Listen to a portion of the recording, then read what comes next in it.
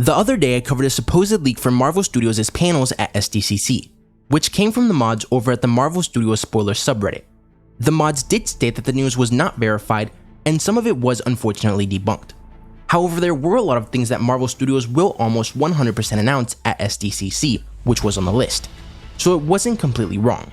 Today though, they have another bit of news, and they once again say that while it's coming from trusted sources, none of it was verified. So take all of this with a huge grain of salt.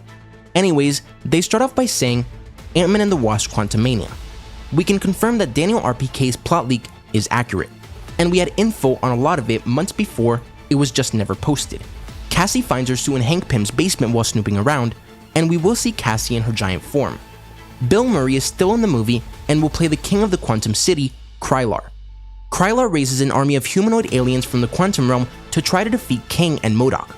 And MODOK does look just like he does in the comics, which is awesome. The army fails, but Ant-Man summons an army of ants and is able to beat Kang. Corey Stoll is playing MODOK, and you can expect to hear the name Victor Timely in the movie, which is an alternate version of Kang the Conqueror from Earth 61-614. Black Panther Wakanda Forever. They once again confirm Daniel RPK's plot leak, but say it's missing a lot of details. The recent leaked concept art of Ironheart's bulky suit made from car parts is real. There's a mutant in the movie, but don't expect anyone crazy like Storm, as it's probably just Namor, which is still cool as it lines up with the comics, and it should still be a big deal as it was talked about a lot behind the scenes. The Doctor Doom post-credit scene was filmed with a stand-in, and they apparently learned of this before anyone else mentioned it. The Marvels. There's gonna be a scene of a spaceship under attack / in trouble.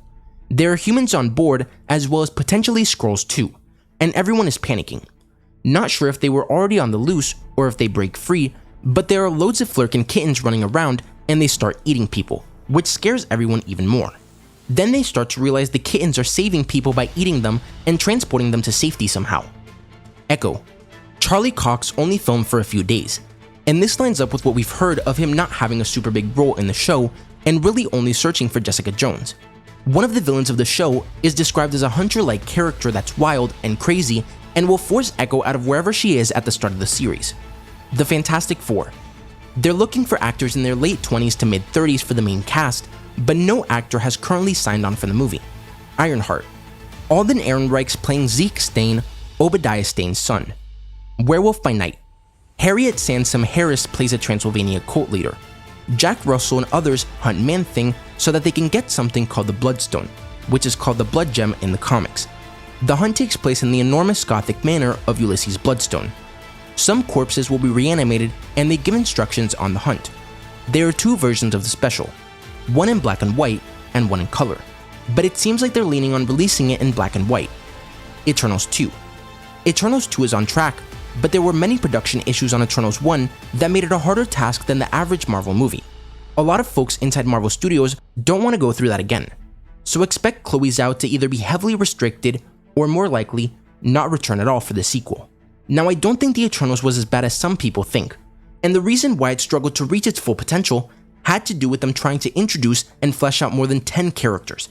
There were obviously characters that people liked more than others, and it's also obvious that with so many characters, the pacing would suffer and it would be hard to keep fans interested through exposition dump after dump.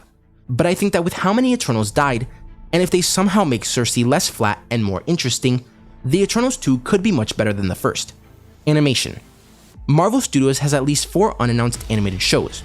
One of those shows is about a character named Jin, which we got a casting call about a couple days ago, and has a synopsis which says, a secret society of humanoid aliens living on Earth dispatches a team of spies across the world to collect a series of missing artifacts that threaten to influence mankind. Jin will not be the main character, although she does appear in an episode around the middle of the series. The show involves alien weapons that are placed on Earth, which include the 10 Rings and Kamala's Bangle. The show should be officially announced during the animation panel at SDCC, and What If Season 2 will have at least 9 episodes. Casting. Eldon Henson, aka Foggy Nelson from Netflix's Daredevil show, has signed with Marvel Studios. Deborah Ann Wall, aka Karen Page, should also be back, but there's no confirmation of her already having signed with Marvel. And Chloe Bennett, aka Quake from Agents of S.H.I.E.L.D., has signed with Marvel Studios as well. And lastly, we have a bonus. Hawkeye isn't listed as a limited series inside Marvel Studios, which could mean that we'll get a second season bringing back Jeremy Renner or focusing on Kate Bishop. Again, take all of this news with a grain of salt given the source, but let me know what you guys think about all this. What do you think of all of this news? Is it real or is it fake? And how much of it do you think they'll announce at SDCC, or they'll save for D23 or for later events?